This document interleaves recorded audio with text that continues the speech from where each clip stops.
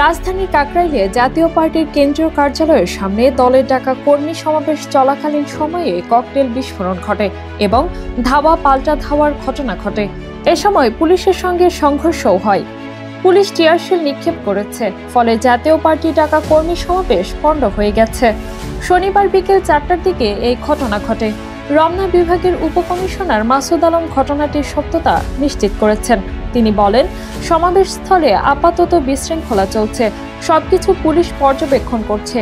জাতীয় পার্টির নেতাকর্মীরা পুলিশের উপর ইট পাটকেল নিক্ষেপ করছে। এর ফলে কয়েক দফা ধাওয়া পাল্টা ধাওয়ার ঘটনা ঘটেছে। পরিস্থিতি নিয়ন্ত্রণে টিয়ারশেল ছুড়েছে পুলিশ। দলটির কর্মী সমাবেশে পার্টির চেয়ারম্যান গোলাম মোহাম্মদ কাদের ও মহাসচিব পাটোয়ারির বক্তব্য দেওয়ার কথা ছিল, তবে সংঘর্ষের সময় চেয়ারম্যান উপস্থিত ছিলেন না। ঘটনার সময় জিএম কাদের সহ নেতারা অস্থায়ীভাবে করা মঞ্চে উপস্থিত থাকলেও সংঘর্ষের সময় তারা সেখান থেকে সরে যান। Kazi Upoma Mim, desk report, the news portal.